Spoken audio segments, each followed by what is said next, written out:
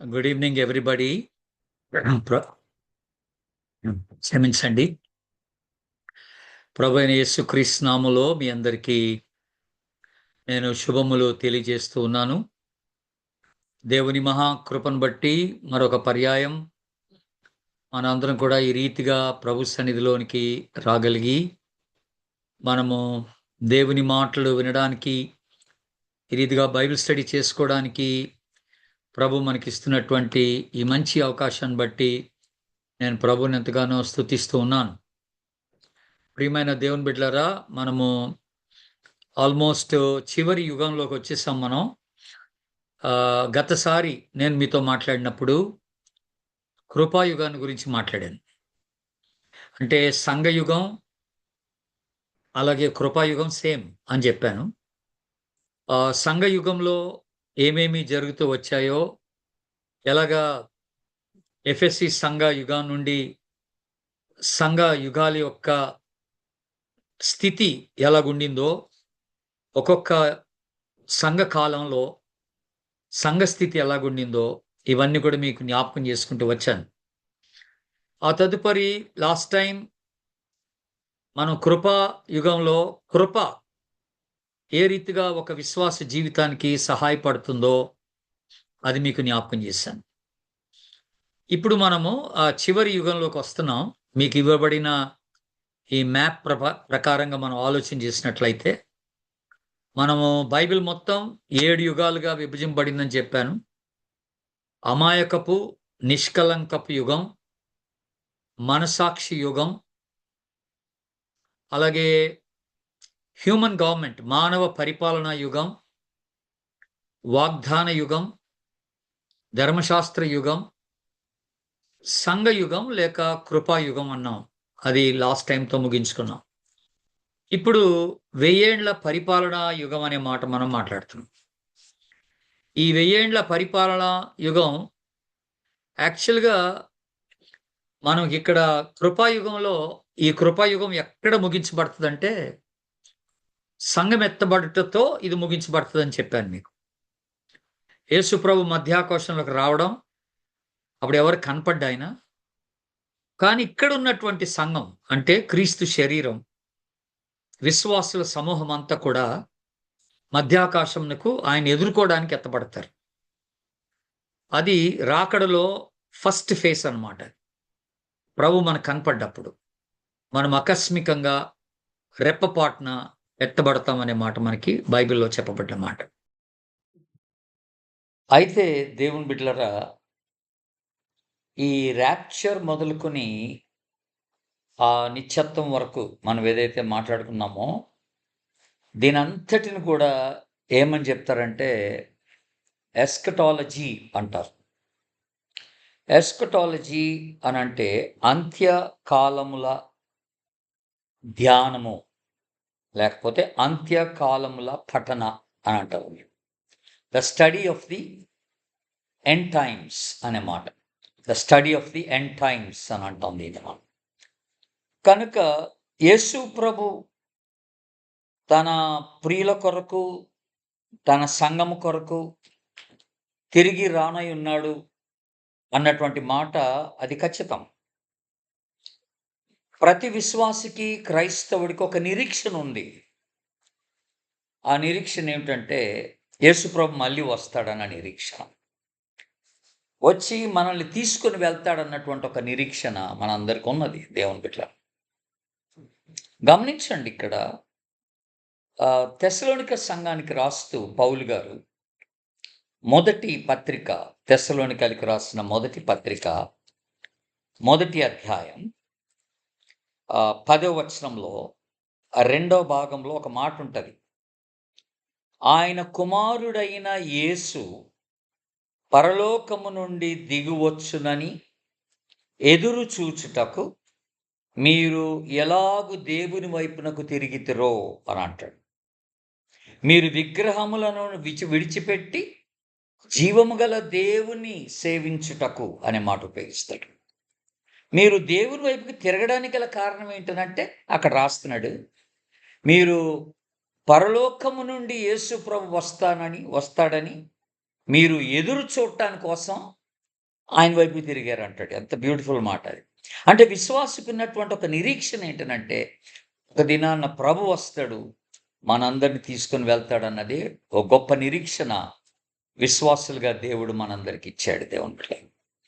అలాగే మొదటి తెస్సలోనికైలకు 5వ అధ్యాయం 23వ వచనంలో ఒక మాట ఉంది. ఆ 23వ వచనంలో మాట ఏంటంటే, ఆయన రాకడ యందు నిందారహితముగా మిమ్మును కాపాడునుగాక అని అంటాడు. ఆయన రాకడ యందు నిందారహితముగా మిమ్మల్ని కాపాడునుగాక. ఆ మాట చక్కని మాట. అంటే మళ్ళీ అక్కడ ఆయన రాకడ గురించిన ప్రస్తావన, ఇది నిజంగా జరగబోతుందన్నటువంటి ఒక విషయాన్ని అక్కడ మనకి జ్ఞాపకం చేస్తున్నట్టుగా ఉంది దేవుని బిడ్డలారా. ఇది మనము గ్రహించవలసిన వారం ఇంట్లో. అట్లాగే ఇంకొకటి ప్రధానమైనటువంటి మాట రాకడ గురించి తెస్సలోనికైలకు రాసిన మొదటి పత్రిక 4వ అధ్యాయం 17వ వచనం. ఈ 17వ వచనంలో ఏమనుందంటే, ఆ మీదట సజీవులమై నిలిచియుండు మనము ప్రభువును ఎదుర్కొనుటకు ఆకాశ మండలమునకు మేఘముల మీద కొనిపోబడుదుము అంటాడు. ఆమేన్. ఇదొక గొప్ప నిరీక్షణ. మళ్ళీ పౌలు గారు పెడుతున్నాడు. ఆయనను ఎదుర్కొనటానికి మనం ఆకాశ మండలానికి కొనిపోబడతాం. ఇదే ర్యాప్చర్ అంటే. ర్యాప్చర్ అనే మాటకు అర్థం ఏంటంటే ఎత్తుకొని పోవడం అనమాట. సడన్‌గా టేక్ ఆఫ్ అనే మాట. కాటప్ అని అంటారు ఇంగ్లీష్‌లో. కాటప్ అనే మాట. అలాగే యేసుప్రభు మరొక వాగ్దానం చేశాడు. ర్యాప్చర్ గురించిన వాగ్దానం. యోహాను సువార్త 14వ అధ్యాయం 3వ వచనం. నేనుండు స్థలములో మీరును ఉండులాగున మరలా వచ్చి నా యొద్ద ఉండుటకు మిమ్మును తీసుకొని పోవుదును అని అన్నాడు. చూసారా, నేనుండు స్థలంలో మీరును ఉండులాగు. నేను మరలా వస్తానన్నాడు. మరలా వస్తాను. ఈ మాట బాగుంది. యాకోబు పత్రికలో యాకోబు రాస్తాడు 5వ అధ్యాయం 8వ వచనంలో, ప్రభువు రాక సమీపించుచున్నది. ఇది మన నిరీక్షణ. ఇది మన నిరీక్షణ.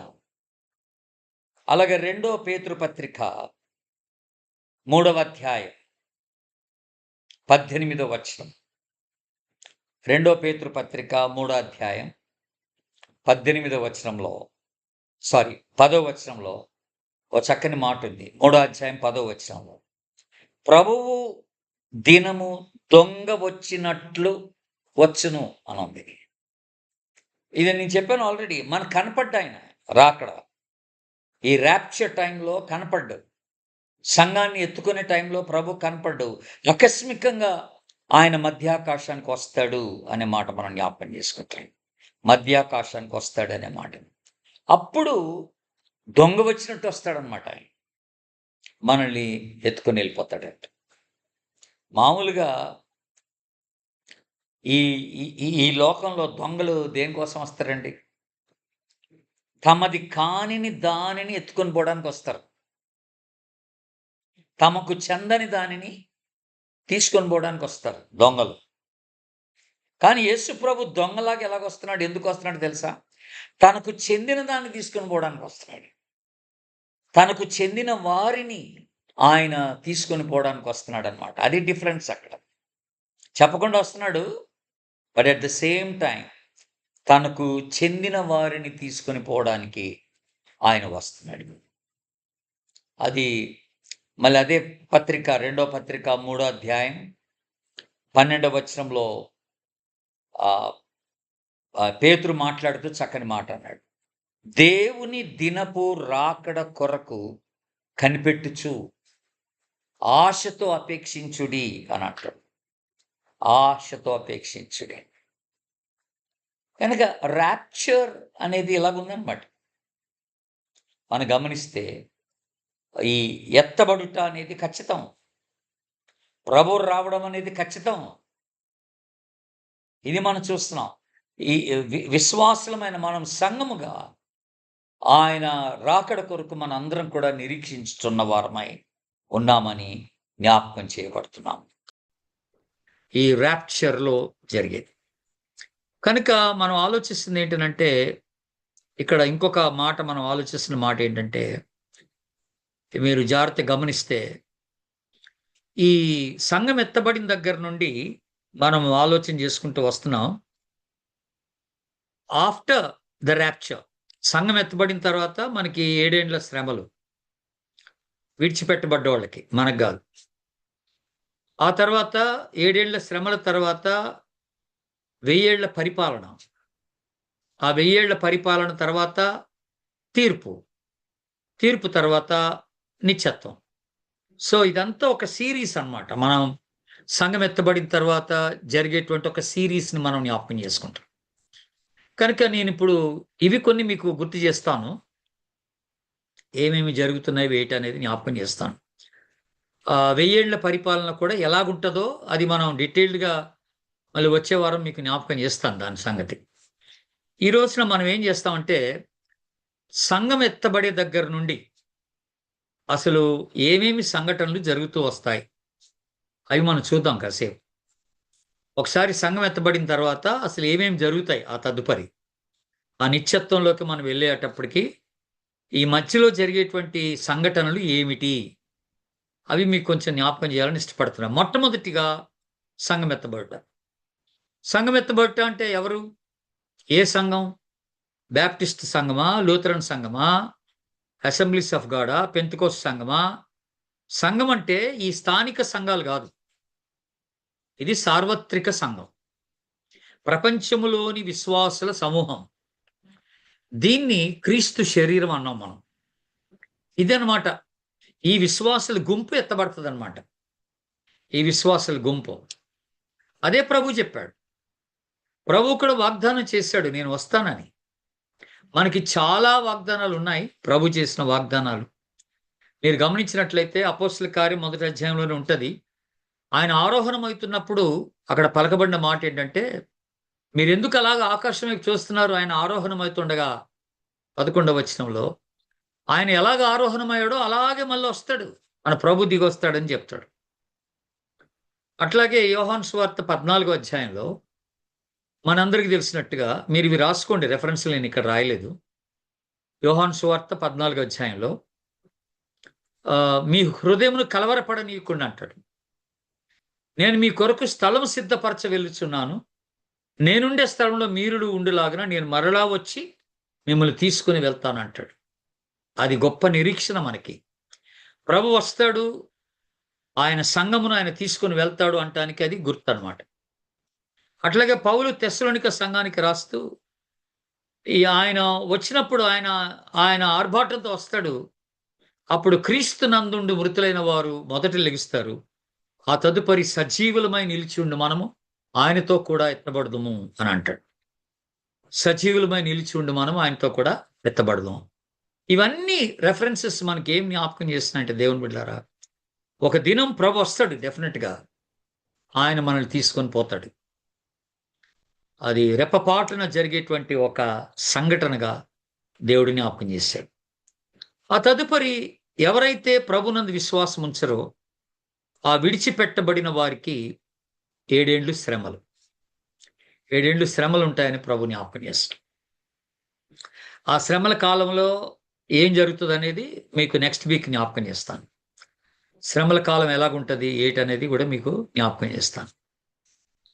డీటెయిల్డ్‌గా కొన్ని మామూలుగా శ్రమల కాలంలో ఎవరుంటారనేది ఈరోజు కొంత చెప్తాను. బట్ ఇంకొంచెం డీటెయిల్స్ మీకు నెక్స్ట్ వీక్‌లో గూడా ఇవ్వగలను. తర్వాత క్రీస్తు విరోధి రాక. అంటే జరగబోయే సంఘటనలు చెప్తున్నాను నేను. సంఘం ఎత్తబడటంతోనే ఏమేమి జరుగుతాయనేది ఒక బ్రీఫ్ ఒక ఎక్స్‌ప్లనేషన్ మీకు ఇస్తున్నాను నేను మీకు. మీరొట్టిగా ఈ హెడ్‌లైన్స్ రాసుకోండి అంతే. ఈ టైటిల్స్ రాసుకుంటే సరిపోద్ది. ఆ తదుపరి మీకు ప్రకటన గ్రంథం చదివేటప్పుడు ఇవన్నీ కూడా మీకు ఒక సీరియల్ ఆర్డర్‌లో మీకు కనపడుతూ వస్తాయి. అదేం కంగారేం లేదు. ఆ తర్వాత గోగు, మాగోగు యుద్ధం. అది గూడా జరగనే ఉన్నది. ఆ తర్వాత క్రీస్తు రెండవ రాకడ. అంటే ఏంటిది? ఈ 7 ఏండ్ల శ్రమల తర్వాత యేసు ప్రభు యాక్చువల్ సెకండ్ కమింగ్ అదనమాట మనం మాట్లాడుకునేది. కనుక రాకడలోని 2 దశలు మనం చూస్తున్నాం. ఒకటి రహస్యంగా మధ్య ఆకాశానికొచ్చి సంఘాన్ని ఎత్తుకొని పోవడం. రెండోది 7 ఏండ్ల శ్రమల తర్వాత ఆయన పరిశుద్ధులతో రావడం అన్నమాట. అప్పుడు అందరూ చూస్తారు. భూలోకంలో ఉన్న వాళ్ళందరూ చూస్తారట. ఎలా చూస్తారు? అన్ని దేశస్థులు ఒకే దగ్గర ఎలా చూస్తారు? ప్రాబబ్లీ మరి టీవీలో చూస్తారేమో మనకు తెలీదు. మొబైల్స్‌లో చూస్తారేమో తెలీదు. అప్పుడు పరిస్థితి అంటే ఇప్పుడు ఇవన్నీ మనకు అందుబాటులో ఈ టెక్నాలజీ అంతా అందుబాటులో ఉంది గనక ప్రపంచంలో ఉన్నటువంటి వారందరూ చూడగలిగేటువంటి ఒక ఏర్పాటు దేవుడు చేస్తాడు. ఆయన ఆ రెండోసారి వచ్చేటప్పుడు పరిశుద్ధులతో వచ్చినప్పుడు అందరూ చూస్తారు అనే మాట. ఆ తర్వాత అర్మగెద్దోన్ యుద్ధం అని అంటాం. ఈ అర్మగెద్దోన్ యుద్ధం ఏంటంటే పరలోకపు సైన్యం క్రీస్తు విరోధిపై దాడి చేయడం అన్నమాట. యాంటీ క్రైస్ట్ మీద దాడి. అది దాని గురించిన డీటెయిల్స్ ఉన్నాయి బైబిల్‌లో. ఆ తరుపది జనముల తీర్పు. జనముల తీర్పు అంటే ఏంటంటే నేషన్స్ అంటున్నాం మనం. జనములంటే నేషన్స్. దేశాలకు దేవుడిచ్చే తీర్పు అన్నమాట. అట్లాగే జనములు అన్నప్పుడు కొన్ని జనాంగాలు అని కూడా వస్తది దాని అర్థం. ఆ జనాంగాలకు కూడా ఆయన ఇచ్చే తీర్పు అనేది ఒకటి ఉందన్నమాట మనం జ్ఞాపకం చేసుకుంటాం. అంటే ఒక ఆర్డర్‌లో జస్ట్ మీకు అట్లా పెట్టాను. వీటి గురించి మీరు తర్వాత ధ్యానం చేసుకోవచ్చు గానీ, నేను కొన్ని విషయాలే చెప్తాను మీకు. ఆ తదుపరి సాతాను బంధింపబడుట. ఎంత జరుగుతుండగా సాతాను బంధింపబడతాడు కొద్ది కాలం పాటు. ఎంతకాలం పాటు అనంటే ఒక 1000 ఏండ్లు. ఎందుకు బంధింపబడతాడంటే వాడు బంధింపబడిన తర్వాతనే ప్రభు 1000 ఏండ్లు పరిపాలన చేస్తాడనమాట పరిశుద్ధులతో. 1000 ఏండ్లు పరిపాలన చేస్తాడు ఈ భూమి మీద. ఆ 1000 ఏండ్ల పరిపాలన ఎలాగుంటదో మీకు చెప్తాను. తర్వాత వివరిస్తాను. అవన్నీ వివరిస్తాను. ఆ తదుపరి చివరి యుద్ధం ఒకటుంది. ఆ తర్వాత సాతాను కొంతకాలం వరకు మళ్ళీ విడిపించబడతాడు. ఆ బంధింపబడిన సాతానుడు మళ్ళీ విడిపించబడతాడు. ఆ తదుపరి వాడు అగ్నిగుండంలో పడవేయబడతాడని మనకు ప్రకటన గ్రంథంలో చాలా స్పష్టంగా రాయబడి ఉంది. ఇవి జస్ట్ కొన్ని ఈవెంట్స్ మీకు తెలియజేస్తున్నాను. ఆ తర్వాత అవిశ్వాసులందరికీ చివరి తీర్పు అన్నమాట. వాళ్ళు లెగుస్తారిక. అవిశ్వాసులందరూ లేవడం మనం చూస్తాం. చనిపోయినటువంటి వారు ప్రభువుని ఎరగకుండా, రక్షింపబడకుండా, మారుమనసు పొందకుండా చనిపోయిన వారందరూ ఆ తదుపరి లేపబడతారు.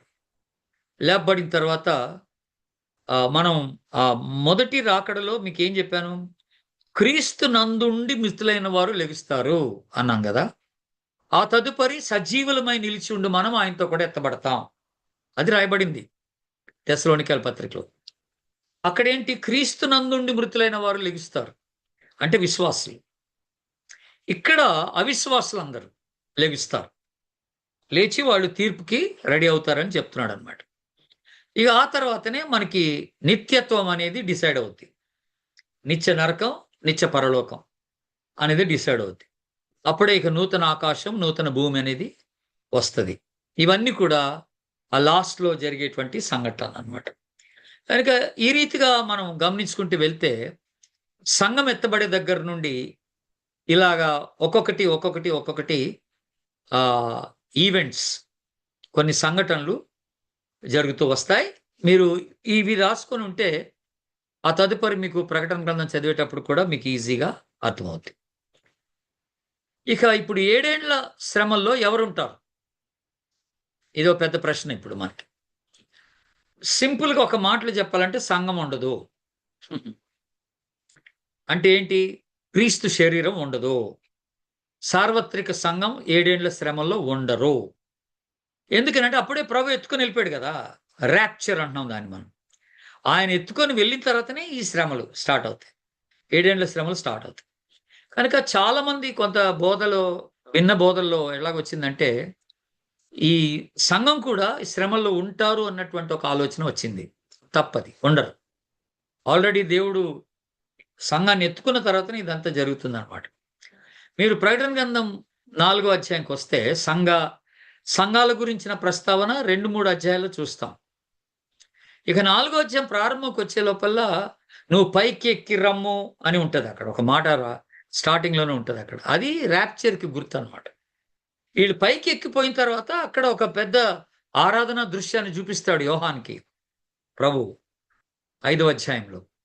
ఆ తదుపరి 6వ అధ్యాయం నుండి ఈ 7 ఏళ్ల శ్రమలు వివరించబడతాయి 18వ అధ్యాయం వరకు కూడా.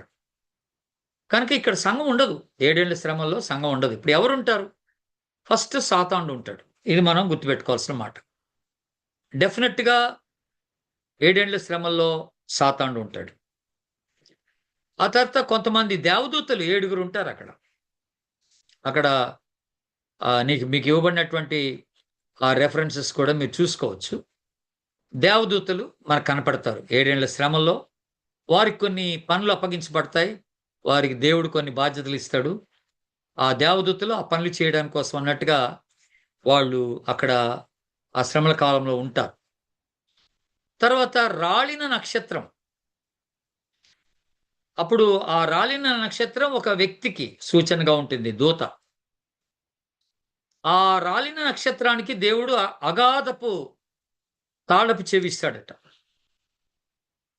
అగాధపు తాళపు చెవి అతనికి ఇస్తాడని రాయబడింది ప్రకటన గ్రంథం 9:1. తర్వాత అక్కడ తేళ్లు కనపడతాయి. ఈ తేళ్లట మిడతల్లాగా ఉంటాయట. మీరు ఊహించుకోండి ఎంత పెద్దగా ఉంటాయి సైజు. మిడతల వంటి తేళ్లు అని అన్నాడు. పెద్ద పెద్ద మిడతలు అన్నమాట అవి. అవి చాలా వింతగా కనపడతాయి అన్నమాట. తర్వాత అవి మరణించవు. చంపడానికి అధికారం లేదు ఇక. ఎవడికి అధికారం ఇవ్వలేదు దేవుడు చంపడానికి. ఇవి గుర్తుపెట్టుకోవాలి. చూడండి ఒక మాట 9వ అధ్యాయంలో ప్రకటన గ్రంథంలో 5-6 వచనాలు మీరు గమనించినట్లయితే, మరియు వారిని చంపుటకు అధికారం ఇవ్వబడలేదు గాని 5 నెలల వరకు బాధించుటకును వాటికి అధికారం ఇవ్వబడింది. వాటి వలన కలుగు బాధ తేలు మనిషిని కుట్టినప్పుడు బాధ వలె ఉండును. అయితే చూడండి దేవుని బిడ్డలారా, ఆ టైంలో విడవబడినటువంటి మనుషులకట ఆ తేళ్లు కుడుతున్న బాధ ఎంత అధికమవుద్దట. వాళ్ళు చావాలని పరిగెడతారట. 6వ వచనంలో, ఆ దినముల మనుషులు మరణమును వెతుకుదురు గాని అది వారికి దొరకనే దొరకదు. చావవలనని ఆశపడుదురు గాని మరణం వారి యొద్ద నుండి పారిపోవు. ఎంత భయంకరమైన స్థితి అండి అది. ఆ టైంలో చావాలనుకున్నా చనిపోవు. ఆ యాతన పడాల్సిందే. ఆ తేళ్లు కుట్టడంతో వచ్చే బాధ, యాతన పడాల్సిందే. ఆ తర్వాత విస్తార రథముల ధ్వని వినపడుతుందట ఆ టైంలో. విస్తార రథముల ధ్వని. తర్వాత ప్రజల్ని హాని చేయడానికి అక్కడ ఒక నియమం ఏర్పరచబడింది దేవుని బిడ్డలారా. అబద్దోని, అపోలోనియోను అనేటువంటి ఈ 2 మాటలు మనం చూస్తున్నాం. అబద్ధ ప్రవక్తలు. ఇది కూడా మీరు ప్రకటన గ్రంథం 9వ అధ్యాయంలో చూడండి. అక్కడ రాయబడ్డ మాట. అంటే హెబ్రీ భాషలో అబద్దోని అంటారు. గ్రీక్ భాషలో అపోలోయోను అంటారు. ఏంటి ఇక్కడ రాయబడిన మాటలు? 9వ అధ్యాయం 11వ వచనం చూస్తే, పాతాళపు దూత వాటి పైన రాజుగా ఉన్నాడు. హెబ్రీ భాషలో వానికి అబద్దోని అని పేరు. గ్రీసు దేశ భాషలో వానికి అపోలోయోను అని పేరు. ఎవరితను? పాతాళపు దూత అని రాయబడింది ఇక్కడ. ఈ పాతాళపు దూత కూడా మనకి 7 ఏళ్ల శ్రమల్లో కనపడతాడు అనమాట. తర్వాత మరి ఒక దూత ప్రత్యక్షమగుట 14వ వచనం 9వ అధ్యాయం. ఇకపోతే మనకి వెరీ ఇంపార్టెంట్ మాట ఏంటంటే 11వ అధ్యాయం. 11వ అధ్యాయం ప్రకటన గ్రంథం 3, 4, 5, 6 వచనాలు చూస్తే, నా 2 సాక్షులకు అధికారం ఇచ్చేదను. వారు గోనెపట్ట ధరించుకొని 1260 దినములు ప్రవచింతురు. ఈ 7 ఏళ్ల శ్రమల్లో 1260 దినములు అంటే 3.5 సంవత్సరాలు అన్నమాట. ఈ 3.5 సంవత్సరాలు ఒక 2 సాక్షులకు దేవుడు అధికారం ఇస్తున్నాడు. వాళ్ళు మళ్ళీ ప్రకటన చేయడానికి, భూమి మీద ఉన్న వాళ్ళకి, ఆ 7 ఏళ్ల శ్రమలో ఉన్న వాళ్ళకి ప్రకటన చేయడానికి దేవుడు వాళ్ళకి అధికారం ఇస్తున్నాడంట. అయితే ఇప్పుడు దీని గురించి చాలా అంటే ఆలోచనలున్నాయి. వీళ్ళిద్దరు ఎవరు అనేది. మనం మాట్లాడితే ఒక ముగ్గురు పేర్లు బయటపడతాయి మనకి. ఏలియా ఒకడు, హానోక్ ఒకడు, మోషే ఒకడు. అంటే ఈళ్ళు ముగ్గురిలో ఎవరో ఇద్దరు అయి ఉంటారని.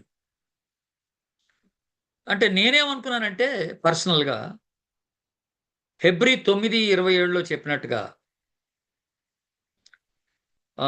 మనుషులు ఒక్కసారి మృతి నొందవలెను అనుందక్కడ.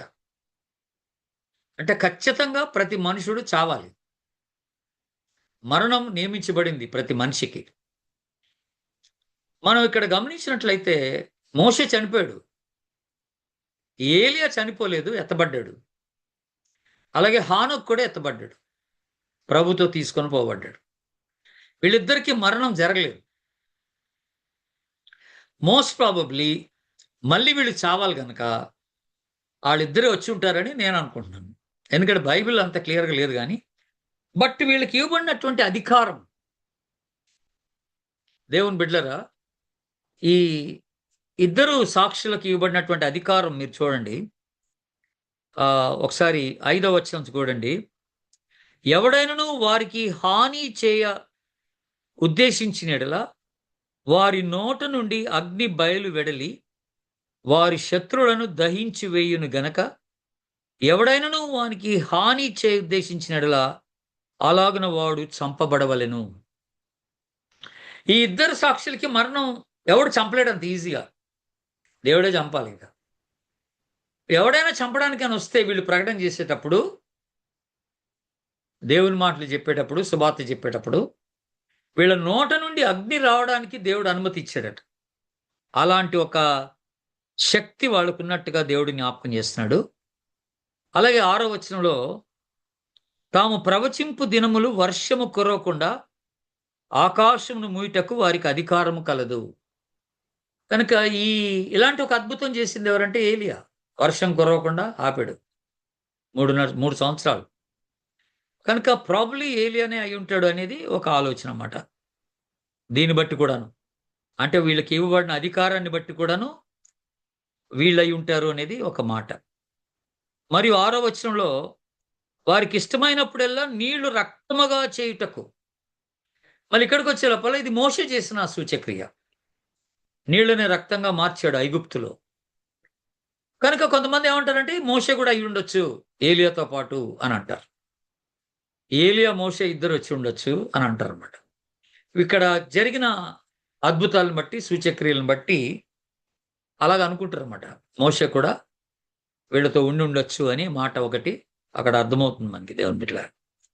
చూడండి, నీళ్లను రక్తముగా చేయుటకు నానా విధములైన తెగుళ్లతో భూమిని బాధించుటకు వారికి అధికారం ఇవ్వబడెను అనుంది ఇక్కడ. చూసారా దేవుని బిడ్డలారా?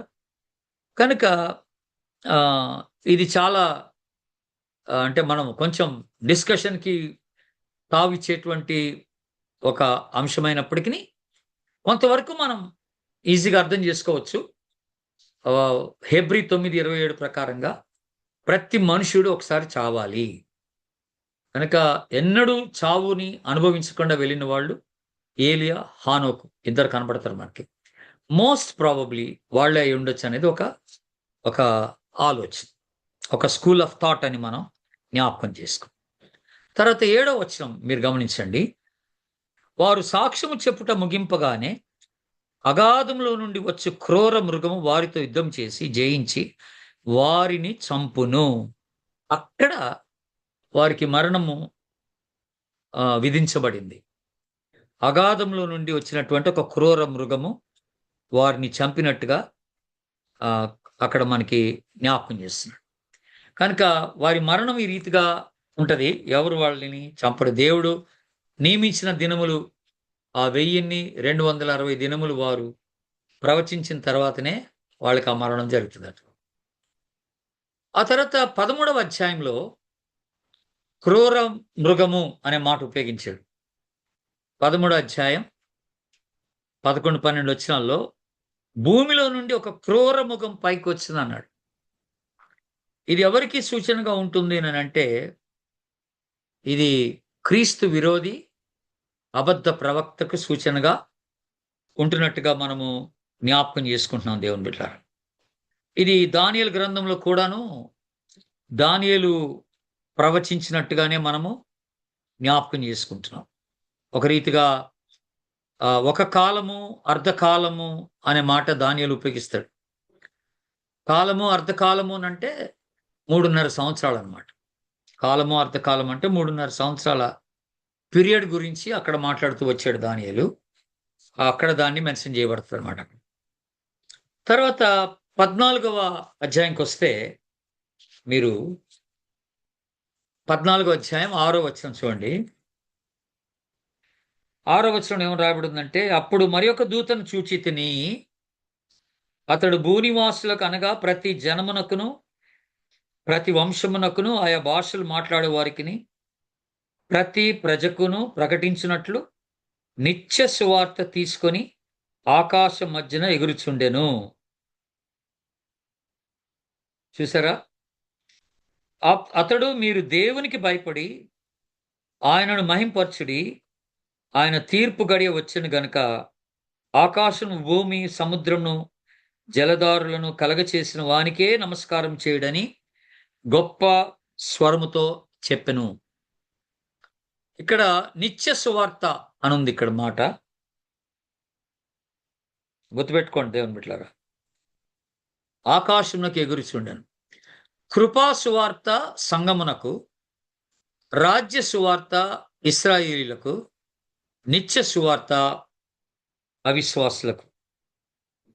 అంటే భూనివాసుల్లో ఉన్న అవిశ్వాసులందరికీ ఈ నిత్య సువార్త అనుగ్రహించబడుతుందనే మాట మనం జ్ఞాపకం చేసుకుంటున్నాం దేవుని బిడ్డలారా. బై ద వే, మరొక విషయాన్ని నేను మీకు చెప్పడం మర్చిపోయాను. మీరందరూ దాని గురించి ఆలోచన చేస్తుంటారని నాకు తెలుసు. మరొక గ్రూప్ ఆఫ్ పీపుల్ ఈ శ్రమల కాలంలో ఉండేవారు ఎవరు అనంటే, 7వ అధ్యాయం చూడండి ఒకసారి. ప్రకటన గ్రంథం 7వ అధ్యాయం 4వ వచనంలో, మరియు ముద్రింపబడిన వారి లెక్క చెప్పగా వింటిని, ఇశ్రాయేలీయుల గోత్రములన్నిటిలో ముద్రింపబడిన వారు 1,44,000 మంది. ఈ 1,44,000 మంది ఉంటారు అక్కడ. ఎవరు వీళ్ళు? ఇశ్రాయేలీయులే, 12 గోత్రముల వారు. ఒక్కొక్క గోత్రానికి 12,000 మంది చొప్పున 12 గోత్రముల వారు 1,44,000 మంది అక్కడ మిగిలిపోతారు. వాళ్ళు మోసపోబడతారు. ఆ క్రీస్తు విరోధిని చూసి నిజంగా క్రీస్తు అనుకొని వెంబడిస్తారు. ఆ తదుపరి 3.5 సంవత్సరాల తర్వాత వాళ్ళ కళ్ళు తెరవబడతాయి. అతడు క్రీస్తు విరోధని తెలుసుకుంటారు. ఇంకా వాళ్ళు అతన్ని అనుసరించరు. దానికి కారణంగా అనేకమైనటువంటి శ్రమల గుండా ఆ ఇశ్రాయేలీయులు 1,44,000 మంది వెళ్తున్నట్టు మనకు కనపడుతుంది దేవుని బిడ్డలారా. తర్వాత మరొక వ్యక్తిని మనకి పరిచయం చేసింది ఆ శ్రమల కాలంలో ఉండేటువంటి మరొక వ్యక్తి ఎవరు అనంటే, 17వ అధ్యాయం చూడండి.